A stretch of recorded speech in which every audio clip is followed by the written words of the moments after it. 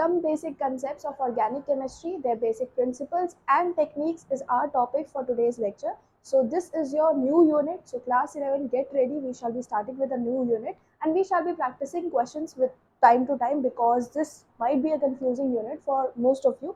So you can write down the name of the unit as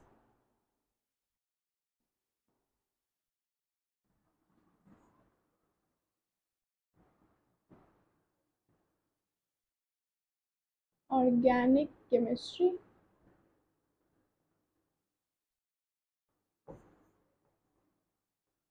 Some basic principles and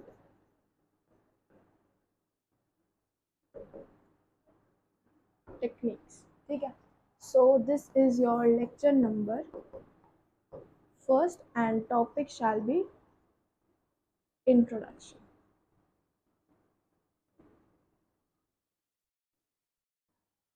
In this lecture we shall be starting with just the I shall be giving you a brief intro so that you get to know कि organic होती कैसे है. देखो, जब हम chemistry पढ़ते हैं तो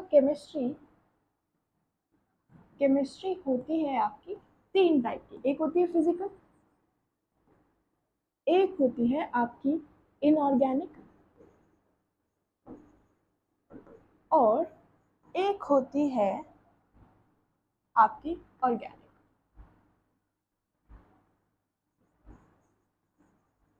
ये तीन टाइप ऑफ केमिस्ट्री होती है. जैसे जैसे आपने सब्जेक्ट पढ़े हैं उसी से रिलेट करके आई विल टेल कि कौन किस प्रजाति का है. ठीक है. देखो, जैसे आपने सब्जेक्ट पढ़े थे, चैप्टर्स पढ़े थे, तो सबसे पहला जो चैप्टर आपने पढ़ा था that was the basic principles of chemistry. तो उसको किसी में नहीं लेते, वैसे वो सब में ही काम आता है, तो सम बेसिक प्रिंसिपल्स हो गया. फिर आपने पढ़े थे केमिकल पीरियोडिसिटी या फिर आप कह लो periodic properties, then covalent bonding, non covalent bonding. तो ये सारे पार्ट जो आ जाते हैं ना, जैसे कि आप पढ़ते हो मॉलिक्यूलर स्ट्रक्चर, फिर आपने पढ़ी इसी के अंदर वीवीटी, कोवेलेंसी. ठीक है. ये सब चीज़ें जो हैं वो आपकी इनऑर्गेनिक में आ जाती है. ऑल्सो आपने पढ़ा था केमिकल पीरियोडिसिटी. ये सब आपका पार्ट है इनऑर्गेनिक का. वेयर एज अगर हम दूसरे टॉपिक की बात करते हैं, जैसे कि फिजिकल की अगर मैं बात करूं तो आपने पढ़ा थर्मोडायनेमिक्स. ठीक है. फिर उसी के साथ आपने पढ़ी रिडॉक्स. उसी के अलावा अब हम पढ़ेंगे इक्विलिब्रियम. आने वाले कुछ समय में हम इक्विलिब्रियम भी पढ़ेंगे. तो ये सारा जो है कंटेंट वो आपका फिजिकल का कंटेंट होता है. वहीं अगर हम बात करें अपने ऑर्गेनिक की तरफ, तो ऑर्गेनिक में जब आप मीथेन, इथेन, इथाइन, एसिटिलीन, इन सब की बात करते हो, मतलब जब आप सिर्फ कार्बन, हाइड्रोजन और ऑक्सीजन से ही रिलेटेड कंपाउंड्स की बात करते हो, तो ऐसे सब्जेक्ट्स को हम क्या बोलते हैं? Organic subjects. ठीक है. तो यहाँ पर आप इन कार्बन, हाइड्रोजन और ऑक्सीजन से ही रिलेटेड बातें करोगे. इसके अलावा हम कहीं और नहीं घूमेंगे. सिर्फ इन्हीं के पर्पसेस के ऊपर हमारा काम चलेगा. तो जो आप टॉपिक पढ़ोगे, पहला तो कंसेप्ट यही है कि आप थोड़े ऑर्गेनिक के कंसेप्ट जान लो, और जो दूसरा टॉपिक आप पढ़ोगे वो होगा शायद आपका मीथेन. ठीक है. शायद आई एम जस्ट थिंकिंग, या फिर ये नहीं है, आई गेस. तो कार्बन एंड इट्स कंपाउंड है, कार्बन एंड इट्स कंपाउंड्स. ठीक है. तो मतलब कार्बन, हाइड्रोजन, ऑक्सीजन अगर तीनों साथ में आ जाते हो तो उनसे रिलेटेड जो स्टडी आप करते हो उसी को बोलते हैं क्या? आपकी ऑर्गेनिक केमिस्ट्री. तो आपको मेजर डिफरेंस समझ में आ गया होगा कि हाँ, अगर हमें न्यूमेरिकल्स करने हैं, कैलकुलेशन सॉर्ट ऑफ प्रॉब्लम्स है, तो हम फिजिकल पढ़ रहे हैं. वेराज इनऑर्गेनिक का मतलब हो गया आप मिनरल्स से रिलेटेड चीज़ें पढ़ रहे हो. तो यहाँ पर आप लिख सकते हो, अगर आपकी study somewhat related to minerals है तो यहाँ आप लिख दो मिनरल्स. वेयर एज अगर हम यहाँ की बात कर रहे हैं तो यहाँ पर ऑर्गेनिक चीज़ें जैसे कि प्लांट्स हो गए, एनिमल्स हो गए, we all are made up of what? हमारे अंदर भी है minerals, we all require minerals, but जो मेजर पार्ट है वो किस चीज़ का है? Carbon, hydrogen and oxygen. Similarly अगर हम फिजिकल की बात करें तो ये आपकी स्टडी जो है वो आपके एटमॉस्फेयर के बारे में बताती है, या फिर आपका सराउंडिंग एनवायरनमेंट के बारे में बताती है। अब ये सराउंडिंग एनवायरनमेंट कैसे, भाई आसपास की जितनी भी चीज़ें हो रही हैं हमें उनको कैलकुलेट करना आना चाहिए, हमारे आसपास हो क्या रहा है उसके बारे में पता होना चाहिए, तभी तो हम उसको फिजिकल केमिस्ट्री बोल पाएंगे। तो ये एक बेसिक सा डिफरेंस है जो आपकी लेवल पर बहुत ही ज़्यादा लेम टर्म्स में बताया जा सकता है। अब जो हम टॉपिक कवर करने वाले हैं that will be your organic chemistry, और ये ऑर्गेनिक केमिस्ट्री से रिलेटेड आपके पास सिर्फ 2 टॉपिक्स आएंगे एग्जाम में, ठीक है, जिसमें से पहला तो सिर्फ इंट्रोडक्शन हो जाएगा जो हम आज की क्लास में स्टार्ट कर रहे हैं, और अगला होगा carbon and its compound that will soon be started. और इसके बाद हमारे सिर्फ after this I am saying after this we would be left only with the 2 units, one is this your equilibrium and another one is your atom। यहाँ पर आप atom के बारे में पढ़ते हो ना, एटॉमिक स्ट्रक्चर, तो वो भी इसी का पार्ट है, ठीक है, इनऑर्गेनिक का ही पार्ट है। जब आप एटम उसकी हिस्ट्री जानने वाले हो तो सब इनऑर्गेनिक का पार्ट है। अब देखो ऑर्गेनिक केमिस्ट्री होती क्या है। ऑर्गेनिक केमिस्ट्री कुछ नहीं है, अगर ऑर्गेनिक केमिस्ट्री के बारे में जानना है तो आप लिख लो यहाँ ऑर्गेनिक केमिस्ट्री, और सबसे पहले उठा लो किसका एग्जाम्पल, सबसे पहले उठा लो आप अपना ही एग्जाम्पल, लाइक ह्यूमंस आप लोगे, या फिर आप लोगे प्लांट्स, या फिर आप ले सकते हो एनिमल्स। अगर इन सब प्रजातियों की बात की जाए तो इन सब के अंदर जो मेजर एलिमेंट होता है वो है कार्बन, हाइड्रोजन एंड ऑक्सीजन। तो ऑर्गेनिक केमिस्ट्री का खुद ब खुद मतलब हो गया क्या, जब हम मेजॉरिटी में बात कर रहे हैं किसके, जब हम मेजॉरिटी में बात कर रहे हैं किस किस कंपाउंड्स के बारे में, हम बात कर रहे हैं कार्बन, हाइड्रोजन और ऑक्सीजन के बारे में। अब एक साइंटिस्ट हुए आपके जिन्होंने बोला कि जो यूरिया है वो तो एक ऑर्गेनिक कंपाउंड है। अगर आपके सामने यूरिया का फॉर्मूला लिख दिया जाए, यूरिया, यूरिया जो खाद में डलता है, ठीक है, जो नाइट्रोजन का बहुत अच्छा सोर्स होता है यूज्ड एज अ फर्टिलाइजर, तो आप लेते हो CONH2 होल ट्वाइस, ये आपका यूरिया होता है। अब एक साइंटिस्ट ने बोला ये जो यूरिया है ये ऑर्गेनिक कंपाउंड है, ये है ऑर्गेनिक कंपाउंड, और ये ऑर्गेनिक कंपाउंड हम सिंथेसाइज कर सकते हैं अपने मिनरल से। अमोनियम, अमोनियम का जो मिनरल होता है, अमोनियम साइनेट का जो मिनरल होता है, हम उसी से इसको जो है वो सिंथेसाइज कर सकते हैं, मतलब बना सकते हैं। तो ये लगभग लगभग आइडिया लग गया था उस दौरान साइंटिस्ट को, क्या कि जो भी आपकी ऑर्गेनिक केमिस्ट्री होती है वो इन ऑर्गेनिक से जुड़ी हुई है और सब उसी का एक दूसरे का हिस्सा है। तो आप ऑर्गेनिक को इनऑर्गेनिक को एज अ सेपरेट पार्ट नहीं पढ़ सकते हो, आपको अगर पढ़ना है तो ये दोनों आपस में इंटरलिंक्ड हैं, बट द मेजर पोर्शन या जिसके बारे में हम ज़्यादा बात करेंगे that will B this thing कि हम सिर्फ फोकस करते हैं कार्बन, हाइड्रोजन और ऑक्सीजन की सिर्फ और सिर्फ बॉन्डिंग के ऊपर। अब इतना ऑर्गेनिक केमिस्ट्री के बारे में जान लिया है तो एक और बात जान लेते हैं कि जो ऑर्गेनिक केमिस्ट्री होती है, जब भी हम ऑर्गेनिक केमिस्ट्री में डील करेंगे तो हम अपने आसपास की चीज़ों को देखेंगे, हम खुद को महसूस करेंगे, वील फील आवरसेल्व्स अराउंड, कैसे, that what are we made up of, तो हम कार्बन, हाइड्रोजन, ऑक्सीजन से बने हैं। Therefore we shall be much aware कि हमारी बॉडी के अंदर जितने चेंजेस आ रहे हैं या हमारा जो भी एलिमेंट है या जो भी चीज़ें हम यूज़ कर रहे हैं, जैसे आप गैस यूज़ करते हो, you are using methane, butane, propane, isopropane, ठीक है, तो आप ये सब चीज़ें यूज़ करते हो। फिर बर्निंग ऑफ फ्यूल्स में आप अगेन ऑर्गेनिक केमिस्ट्री में आ जाते हो। तो ये सब चीज़ों के बारे में जानने के लिए कि इनका स्ट्रक्चर कैसा होता है, ये दिखती कैसी है, दिखेंगे तो खैर क्या है आपको, तो ये सब चीज़ों के बारे में जानने के लिए हम पढ़ते हैं ये सब। अब आपने एक नाम सुना होगा, आप ही के टर्म्स में रिलेट कर देते हैं, आपने एक बहुत ओल्ड सा नाम सुना होगा कि अगर किसी पुरानी चीज़ों के बारे में मुझे जानना है तो हम करवा देते हैं कार्बन डेटिंग। और कार्बन डेटिंग होती है कार्बन के एक आइसोटोप से जिसको बोलते हैं कार्बन 14, ठीक है। तो कार्बन डेटिंग एक ऐसा डेटिंग ऐप नहीं है कभी सोचो डेटिंग ऐप है, कार्बन डेटिंग एक ऐसी टेक्नोलॉजी है जिसके थ्रू हम बहुत पुराने पुराने मॉन्यूमेंट्स, इमारतें, या फिर आप कह लो कि बहुत पुरानी चीज़ों के बारे में उनकी उम्र का अंदाज़ा लगा सकते हैं। क्या होता है यहाँ पर, हमारे पास कार्बन होता है, with the help of carbon we take दो सब्सटेंसेस, या फिर जिसके भी बारे में आपको पता लगाना है, we take that in our formation, और उसके साथ हम कुछ एक्सपेरिमेंट करते हैं जिसकी वजह से हमें कार्बन के कितना साल पुराना कार्बन है ये पता चल जाता है, जिसकी वजह से हम उसकी एज को प्रिडिक्ट कर सकते हैं। So that is what we always use carbon dating age. अगर आपने मूवी देखी हो Taj Mahal, the untold story, somewhat like that, I don't remember exactly the name of the movie, but in that movie there were few Britishers जो लोग आए थे India के अंदर. the foreigners they came to India, journalists थे basically. तो वो लोग आए थे इंडिया के अंदर and they took the part of the Taj Mahal so that they could think of it कि हाँ भाई है क्या. तो जो मकबरा उसको कहते हैं ताजमहल को, it is known as the मकबरा, बट इट वॉजेंट द मकबरा. So in order to prove that particular thing, जो कि अभी कार्रवाई चल रही है, अभी हुआ नहीं है, the case has not yet finalised और the case has not yet reached to its conclusion.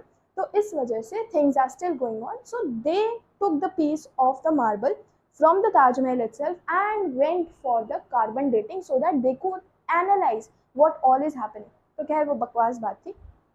आज वो अपने टॉपिक के ऊपर, पुराने टॉपिक के ऊपर बात करते हैं, जो कि है हमारा आज के लिए टॉपिक ऑर्गेनिक केमिस्ट्री. तो ऑर्गेनिक केमिस्ट्री के बारे में इतना जान लिया है तो हमें फोकस करना है किसके ऊपर? कार्बन, हाइड्रोजन एंड ऑक्सीजन के ऊपर. जब हम इन्हीं चीज़ों के ऊपर फोकस कर रहे हैं तो क्यों ना हम थोड़ा कार्बन के बारे में जान लेते हैं. कार्बन हम अपनी इनऑर्गेनिक केमिस्ट्री में पढ़ के आए हैं, हमने फिजिकल प्रॉपर्टीज पढ़ी, हमने एटॉमिक स्ट्रक्चर के बारे में भी थोड़ा बहुत पढ़ रखा है. मैंने नहीं पढ़ाया है बट हमें पता है, थोड़ा बहुत हमने पढ़ा है. तो हमें उससे क्या पता चलता है कि जो कार्बन होता है वो होता है टेट्रावेलेंट. टेट्रावेलेंट का मतलब है कि हमें तो इसकी इलेक्ट्रॉनिक कॉन्फ़िगरेशन भी पता है, 1s2 2s2 एंड 2p2. ये इसकी इलेक्ट्रॉनिक कॉन्फ़िगरेशन होती है, जिसकी वजह से ये क्या करता है, ये बहुत सारे कंपाउंड्स के साथ जो है वो अटैक कर सकता है. और इसकी हाइब्रिडाइजेशन कई बार आती है sp3, फिर आती है sp2, फिर आती है sp. ये 3 टाइप ऑफ हाइब्रिडाइजेशन मिलती है. अब 3 टाइप ऑफ हाइब्रिडाइजेशन की एक छोटी सी ट्रिक यहाँ पर देख लो, जो कहती है क्या, अगर आपको sp3 हाइब्रिडाइजेशन मिल रही है तो मतलब कार्बन के पास होंगे हमेशा सिंगल बॉन्ड, और अगर sp2 मिल रही है तो मतलब कार्बन के पास होंगे आपके डबल बॉन्ड. और वहीं अगर आपको sp मिल रही है तो इसी केस में आपको मिलेगा क्या, कि कार्बन के पास होंगे आपके क्या, ट्रिपल बॉन्ड. ये एक ट्रिक है हाइब्रिडाइजेशन निकालने की ऑन इंस्टेंट्स. ठीक है, इंस्टेंट तौर पर अगर आप निकालना चाहते हो तो आप ये ट्रिक यूज करो. तो कार्बन के बारे में हमें 3-4 चीजें जिनके मालूम है, जिसमें से पहली चीज क्या हो गई आपकी, जिसमें से पहली चीज हो गई कि ये टेट्रावेलेंट है, इसकी इलेक्ट्रॉनिक कॉन्फ़िगरेशन इतनी होती है और 3 प्रकार की ये हाइब्रिडाइजेशन शो कर सकता है, जैसे कि ऐसे ऐसे ऐसे. अगर ये 3 टाइप की हाइब्रिडाइजेशन शो कर पा रहा है तो हम यहाँ पर से एक और चीज इसके कार्बन के लिए लिख सकते हैं, और वो क्या है कि अगर इसकी sp3 है तो यहाँ पर इसकी जो शेप होगी दैट विल बी टेट्राहेड्रल. ये शेप हम लिख सकते हैं. सिमिलरली अगर इसकी sp2 हाइब्रिडाइजेशन है तो हम इसकी शेप को लिखेंगे क्या, ट्राइगोनल प्लेनर. और जिसकी भी हाइब्रिडाइजेशन sp होती है ऐसे को हम लिख देते हैं क्या, लीनियर. ये हम अपने कोवेलेंट बॉन्ड में या फिर मॉलिक्यूलर स्ट्रक्चर में अपना पढ़ के आए हैं. तो ये सब चीज़ें जानने के बाद कार्बन जो है आपको समझ में आ गया कि टेट्रावेलेंट होता है, 4 ले भी सकता है 4 दे भी सकता है. और यहाँ पर क्योंकि हम ऑर्गेनिक केमिस्ट्री में कार्बन की बात कर रहे हैं तो ये टेट्रावेलेंसी ये शेयर करेगा अपने हाइड्रोजन या फिर हमारे ऑक्सीजन के साथ. सिर्फ इतना आपको कार्बन के बारे में जानना था. तो you can take a screenshot of it if you want to. फिर हम आगे चलेंगे.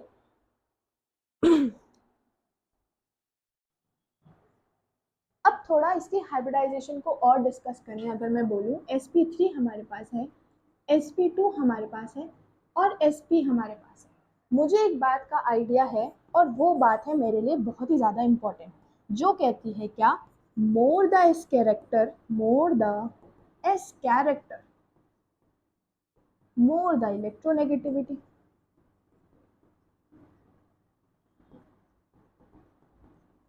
क्या आपको एस कैरेक्टर निकालना आता है? बिल्कुल आता है. एक एस और 3 पी, टोटल एस कैरेक्टर कितना, 1 एस, और टोटल कितने हुए, by 4 into 100 is equals to s%. तो s की कितनी, 25% s यहाँ है, और यहाँ पर अगर मैं s देखूंगी तो इट विल बी 33%, और अगर मैंने यहाँ पर अपने s को देख लिया तो इट विल बी 50%. तो मुझे यहाँ बड़ी बड़ी चीज़ें जो दिखाई दे रही हैं वो क्या है, यहाँ मुझे एक बहुत इंपॉर्टेंट चीज़ दिखाई दी, जो कह रही है क्या कि अगर आपका एस कैरेक्टर ज़्यादा है, एस कैरेक्टर ज़्यादा है, तो इसका मतलब यहाँ पर जो कार्बन होगा वो कैसा बिहेव करेगा, मोर इलेक्ट्रोनेगेटिव स्पीशी की तरह योर कार्बन विल बिहेव। यहाँ का जो कार्बन होगा वो होगा क्या, मोर इलेक्ट्रो नेगेटिव कार्बन। और यहाँ पर इलेक्ट्रोनेगेटिविटी जो है वो कार्बन की क्या होती जाएगी, that will be reduce from time to time. अब एक और चीज देखो, यहाँ पर मैंने आपको बताया कि यहाँ पर बनते हैं ट्रिपल बॉन्ड, तो हम हाइब्रिडाइजेशन को बॉन्ड लेंथ से भी रिलेट कर सकते हैं, क्योंकि यहाँ बन रहे हैं आपके ट्रिपल बॉन्ड, यहाँ बन रहे हैं आपके ट्रिपल बॉन्ड। ट्रिपल बॉन्ड बनने का मतलब हो गया कि ओवरलैपिंग एक दूसरे के ऊपर चढ़ के बैठे हुए हैं। चढ़ के बैठने का मतलब हो गया क्या, बॉन्ड है स्ट्रॉन्ग और है बहुत ज़्यादा करीब, तो इसकी वजह से क्या हो जाएगा, आपकी बॉन्ड लेंथ हो जाएगी लेस, बॉन्ड लेंथ हो जाएगी क्या आपकी लेस। ठीक है, तो यहाँ से हमें तीन चीज़ें समझ में आई क्या, अगर एस कैरेक्टर आप निकाल लेते हो तो उसी से आपको पता चल जाएगा किस टाइप का बॉन्ड है। सेकेंड चीज, कार्बन एज मोर इलेक्ट्रोनेगेटिव कब बिहेव करेगा, जब एस कैरेक्टर ज्यादा होगा। उसी के साथ आप बता सकते हो कि बॉन्ड हो जाएगा आपका स्ट्रॉन्ग और जो बॉन्ड लेंथ है वो हो जाएगी आपकी कम। ठीक है, और सिमिलरली इन्हीं, ये तो हमेशा बीच में लाई करेगा, ये एज अ मीडियन एक्ट कर रहा है, और यहाँ पर सारी चीजें हो जाएंगी least except for bond length. Bond length क्या होगी, मैक्सिमम। ठीक है, तो जहां पर भी sp3 मतलब वहां पर आपकी जो बॉन्ड लेंथ हुई वो क्या होगी, मैक्सिमम। वहीं पे अगर हम बात करें, ये तो सिंगल सिंगल बॉन्ड के बारे में हमने बात कर ली, थोड़ा सा पाई बॉन्ड के बारे में आपको जानकारी दे देते हैं। तो जो हमारा पाई बॉन्ड होता है, पाई बॉन्ड कैसे बनता है, C double bond C, C double bond है, ये सी डबल बॉन्ड हो, ऐसे बना सकते हैं। जब हम कार्बन के पाई बॉन्ड बनाते हैं तो हमें क्या देखने को मिलता है, ये मेरा carbon single bond with carbon. अगर मुझे पाई बॉन्ड बनाना है तो मेरी जो p ऑर्बिटल होगी वो ऐसे लाई कर रही होगी, ड्यू टू विच जो मुझे ओवरलैपिंग देखने को मिलती है वो यहाँ पर मिलेगी और यहाँ पर मिलेगी। इसका मतलब क्या हुआ, अगर मेरे पास कोई सिंगल कार्बन होता, अगर मेरे पास कोई सिंगल,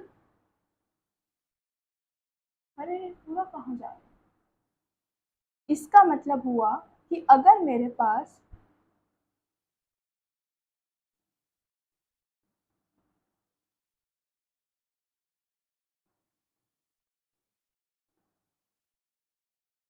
हाँ, इसका मतलब हुआ अगर मेरे पास कोई कार्बन के साथ कोई सिंगल बॉन्ड होता, मतलब कार्बन सिंगल बॉन्ड कार्बन होता, सपोजिटली बाकी पर हम वैलेंसी को सेटिस्फाई कर देते, that is not our issue right now.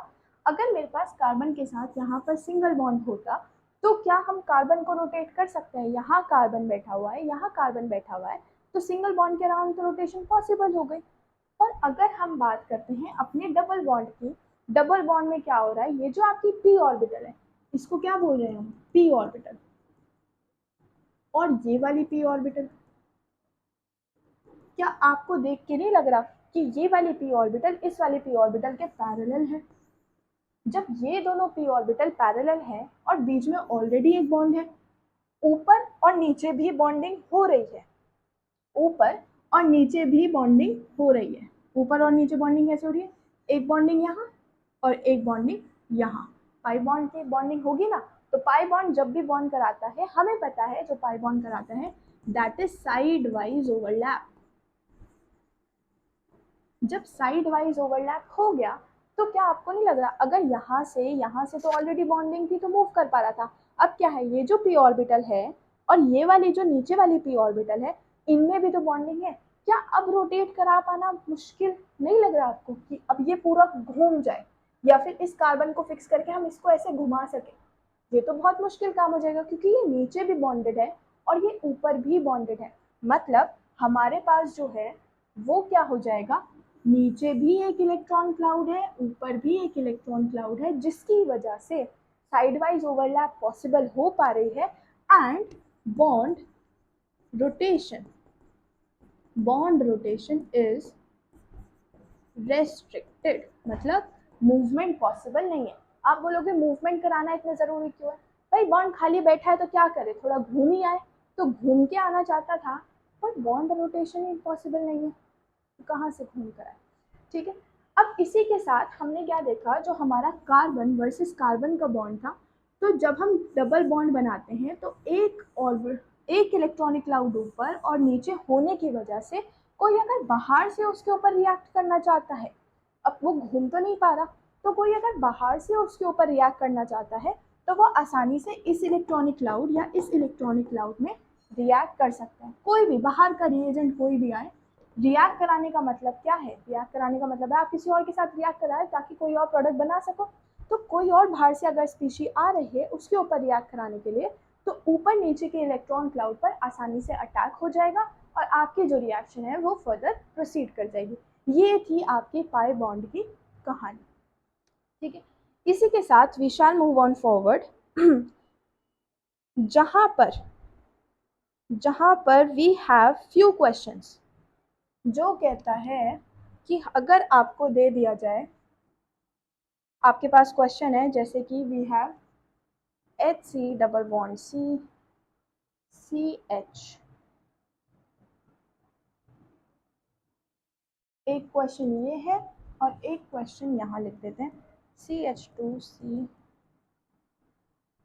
अब ये चाहते हैं कि बताओ कितने सिग्मा है बॉन्ड इसमें, सिग्मा बॉन्ड बताओ और पाई बॉन्ड्स बताओ। तो मैंने क्या किया, मुझे यहाँ देखकर जो चीज़ लगी इसको खोल के लिखते हैं थोड़ा, इसके बीच में भी तो एक बॉन्ड होगा ना, ऐसे मैंने खोल के लिख दिया।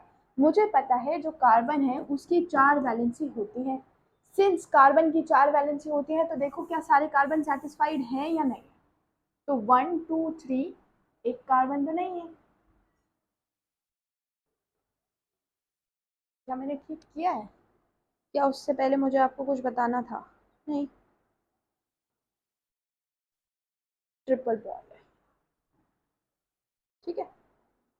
हाँ, तो अगर यहाँ पर ट्रिपल बॉन्ड है तो देखो इस कार्बन के लिए 1 बॉन्ड 2 3 4 ये तो satisfy, similarly 3 and 1 satisfy, 1 2 3 and 4, ये जो हाइड्रोजन है ना बॉन्ड, ये हाइड्रोजन के साथ नहीं है, ये जो डबल बॉन्ड है ये ऐसे है, मतलब ये जो कार्बन है ये हाइड्रोजन के साथ जुड़ा हुआ है यहाँ पर, और यहाँ जो बॉन्ड ऐसे आपको दिख रहा है ना, ये हाइड्रोजन के साथ बॉन्ड नहीं है, ये जो बॉन्ड है ये हाइड्रोजन के साथ नहीं कार्बन के साथ है।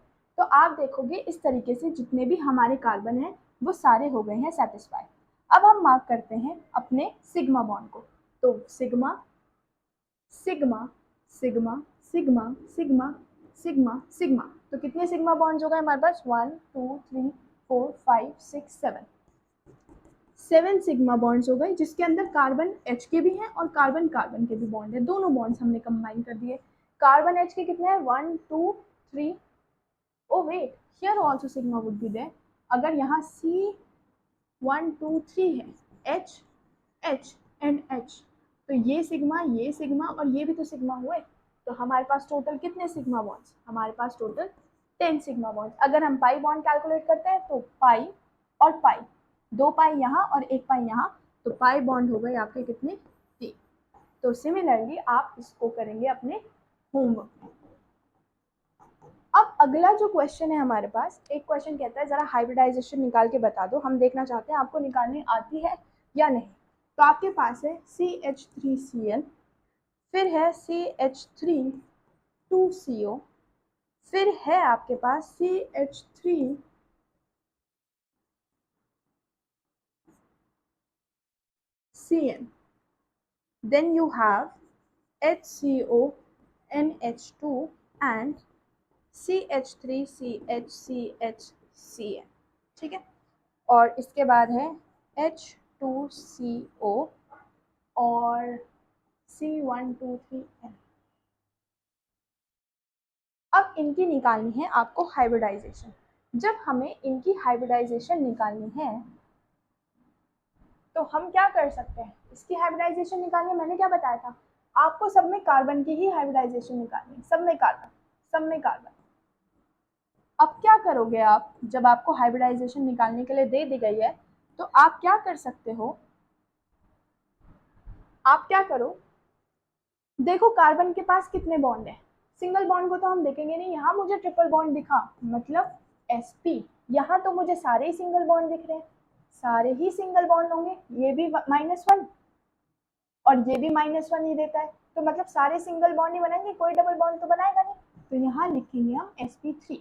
यहाँ देखो ये वाला जो कार्बन है, ये वाला जो कार्बन है, ये तो सबके साथ सिंगल बॉन्ड बना रहे हैं, हाइड्रोजन के साथ 3 है ना CH3, तो मतलब सबके साथ सिंगल बॉन्ड बना रहा है, तो यहाँ पर ब्लू वाले कार्बन की तो हो गई sp3।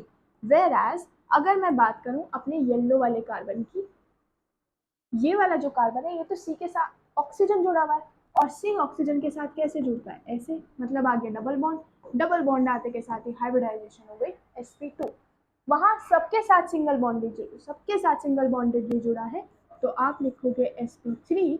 वेयर एज ये कार्बन, ये वाला जो कार्बन है ये तो कैसे जुड़ता है, ये तो ऊपर वाला केस बन गया जिसको लिखो sp। यहाँ पर देखो कार्बन ऑक्सीजन के साथ जुड़ा है, कार्बन ऑक्सीजन के साथ जुड़ा और सिंगल बॉन्डेडली एन के साथ, तो सिंगल बॉन्ड का तो sp से ही कुछ काम नहीं है, तो डबल बॉन्ड जहां आ जाए तो इसका मतलब हो जाएगा sp2। यहाँ देखो कार्बन सिंगल बॉन्डेडली सबके साथ जुड़ा है, 4 चीजें हैं ना, तो सिंगल बॉन्डेडली सबके साथ जुड़ा है, तो मतलब क्या वैलेंसी sp3। वेयर एज ये जो कार्बन है यहाँ तो डबल बॉन्ड आ गए इस कार्बन के साथ, तो इन दोनों कार्बन की कितनी वैलेंस, कितनी हाइब्रिडाइजेशन sp2। और ये वाला जो कार्बन है, अगर आप इस वाले कार्बन की बात करते हो, तो यहाँ वाला जो कार्बन है वो तो भाई ऐसे जुड़ा है, तो इस वाले कार्बन की कितनी sp। यहाँ देखो कार्बन के साथ डबल बॉन्ड दिखते के साथ ही मैंने क्या बोल दिया इसको, sp2 पे जाओ भाई तुम, ठीक है, लाइक दिस आप कर सकते हो इजीली, बस आपको देखना है कार्बन अगर सिंगल बॉन्डेड है सबके साथ तो sp3, डबल है तो sp2, और अगर नहीं है तो मतलब ट्रिपल है तो मतलब sp। This is how you can do it. अब इसी के साथ आप शेप्स भी बता सकते हो कि किसकी क्या शेप रही होगी, लीनियर है, ट्राइगोनल, प्लेनर है, वो हम ऑलरेडी डिस्कस कर चुके हैं। अब हम करेंगे डिस्कस अपने स्ट्रक्चरल रिप्रेजेंटेशन को।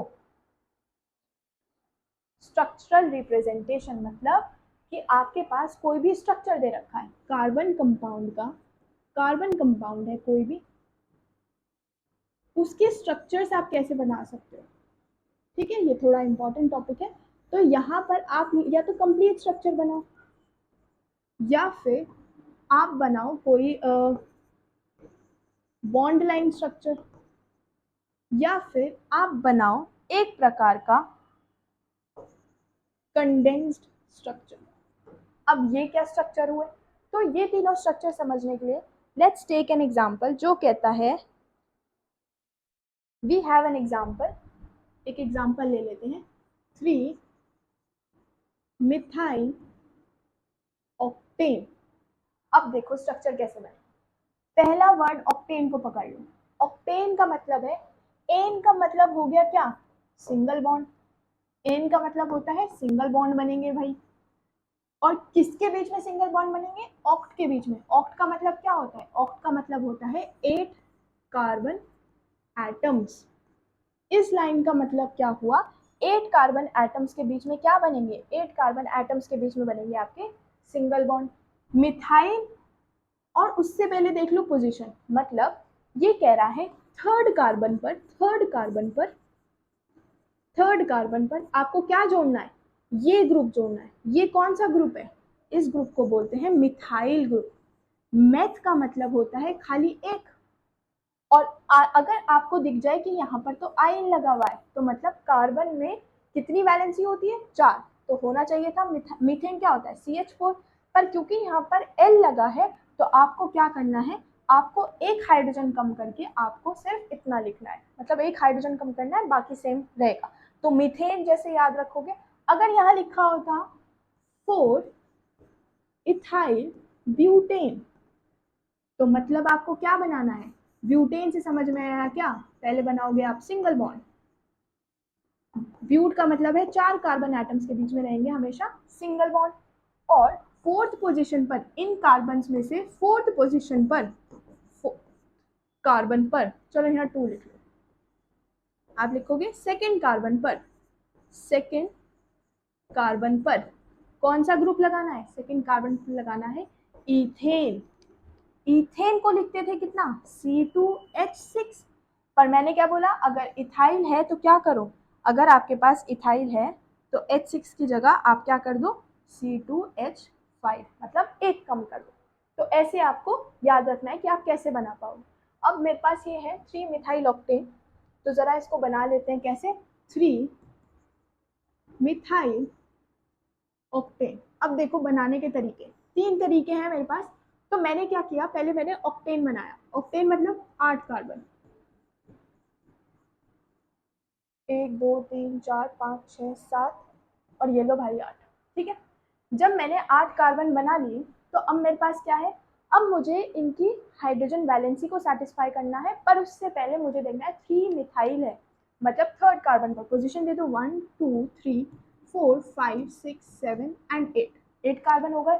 तीसरे कार्बन पर भागो और वहां लगाओ मिथाइल, तीसरे कार्बन पर भागो और वहां लगाओ मिथाइल, ये होता है मिथाइल, मतलब मीथेन का CH4 पर एक ग्रुप कम कर दिया तो CH3 यहाँ लगा दिया। अब बची हुई सारी जगह पर आप क्या लगा दो, बची हुई सारी जगह पर आप लगा दो अपने हाइड्रोजन। हाइड्रोजन कैसे लगेंगे, यहाँ पर एक वैलेंसी हो गई, कार्बन की 4 वैलेंसी होती है, एक सेटिस्फाई हो गई तो मतलब 3 बची, यहाँ लगा दो 3, 1 2 आर सेटिस्फाइड तो लगा दो 2, 1 2 3 आर सेटिस्फाइड तो लगा दो 1, 2 है सेटिस्फाइड तो लगाओ 2, ऐसे आप भरते चले जाओ।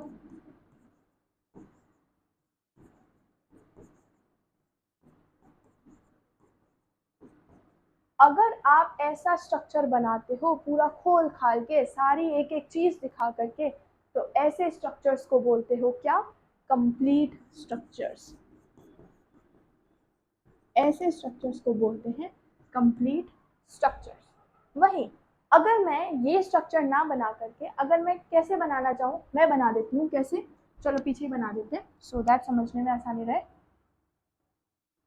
पीछे स्ट्रक्चर बनाते कैसे बनेगा, अब ये स्ट्रक्चर, ये तो पहला तरीका हो गया कि आपने पहले तरीके में स्ट्रक्चर कैसे बनाया, पहला तरीका हो गया तो स्ट्रक्चर बनाने का। दूसरा तरीका क्या हो सकता है, इसको गिनो, C1 2 3, तो इसको लिख सकते हैं CH3, सिंगल बॉन्ड नहीं बना रहे तो यहाँ लिखो CH2, यहाँ लिखेंगे क्या CH, और यहाँ CH3 भी तो है, तो इस CH3 को आप लिख दोगे ब्रैकेट के अंदर, फिर यहाँ क्या बनेगा CH2 CH2 CH2 CH2 and CH3।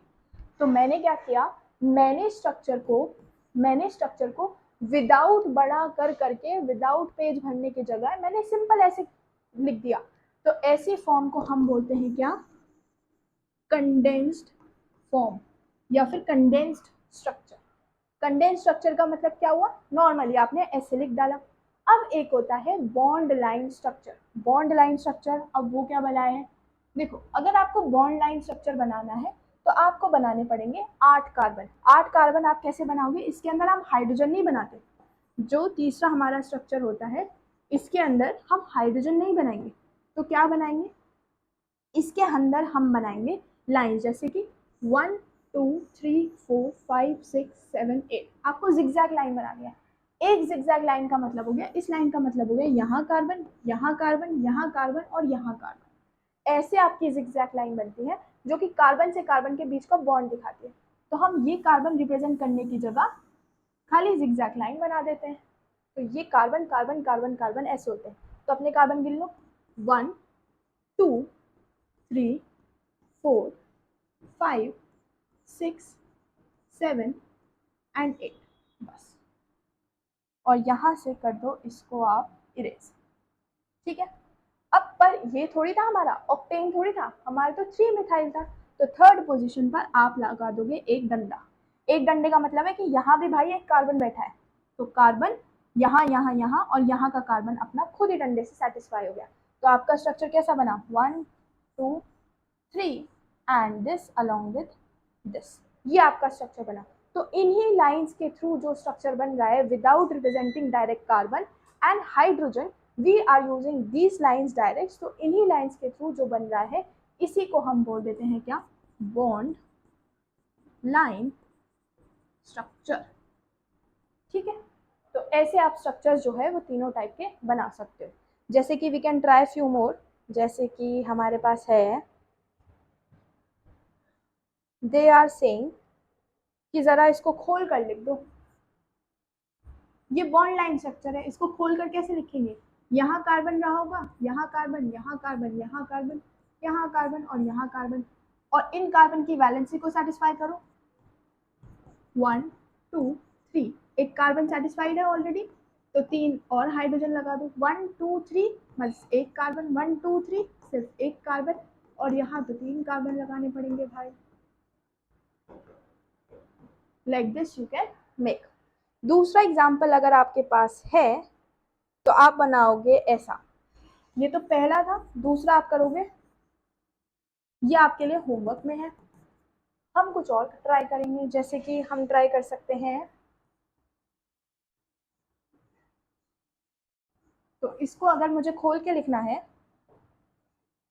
तो इसको खोल के कैसे लिख सकते हैं? We can open it like carbon carbon carbon carbon carbon carbon carbon, और यहाँ से कार्बन कार्बन और कार्बन सबके साथ लगा दो बॉन्ड, 2 बॉन्ड, सबने 2 2 बनाए तो 2 2 और लगा दो। 1 2 3 खाली एक लगा दो, 2 2 लगा दो, 1 1 2 3 4 satisfied, H 4 satisfied.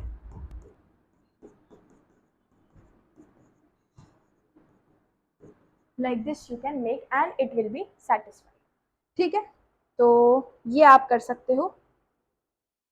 Also they have given a question, ये कह रहे हैं CH3 CH2 CO CH2 CH3। अब इसको आपको लिखना है कंप्लीट फॉर्म में, ये आप करोगे अपने होमवर्क में। ठीक है, और कोई एग्जांपल दिया है तो I will see to it. हाँ, they have given one more, जिसमें वो लोग चाहते हैं कि आप इसको लिखो N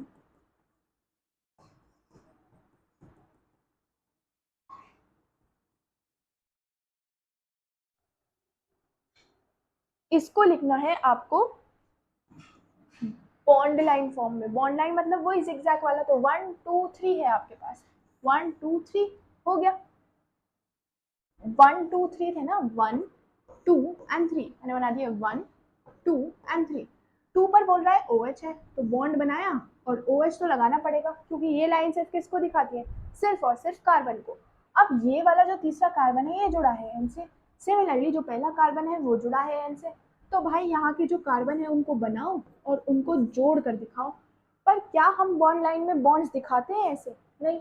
तो आप क्या लिखोगे? डायरेक्ट आप लिख सकते हो CN, और सिमिलरली आप डायरेक्ट यहाँ लिख सकते हो CN। तो इस प्रकार का आपका स्ट्रक्चर बनेगा, जिसके अंदर ये और यहाँ तो आपका है, और सॉरी दिस शैल बी 3। ठीक है, तो ऐसे आप बना सकते हो, या फिर आपके पास कुछ साइक्लिक स्ट्रक्चर्स भी हो सकते हैं, जैसे ये। तो ये खुलेगा अगर, तो क्या बना? यहाँ कार्बन और यहाँ कार्बन, 1 2 बॉन्ड, यहाँ H बना दो भाई, 2 बॉन्ड है लो H, 2 बॉन्ड है लो H, सेटिस्फाइड। या फिर आपके पास कोई पेंटेन की रिंग है, इसको खोलकर आप बनाएंगे होमवर्क में। सिमिलरली आपके पास कोई ऐसी रिंग है, तो इसको खोलकर आप बनाएंगे होमवर्क। ठीक है, तो ये रहेगा आपका आज का पूरा टॉपिक, जिसके अंदर आपको बहुत सारे क्वेश्चंस प्रैक्टिस करने को मिले, बहुत सारा होमवर्क भी मिला। So if you will try, you will be enjoying this lecture through out. बस आप कॉपी पेन लेके बैठो, वो तो मैं नहीं करवा सकती हूँ, वो तो आपको खुद ही करना पड़ेगा, until and unless it is there in your head कि हाँ हमें सीखना है और कुछ करना है, तो that you have to do. So अभी तक के लिए सिर्फ इतना, बाकी we shall continue in tomorrow's lecture. So till then stay blessed and keep watching.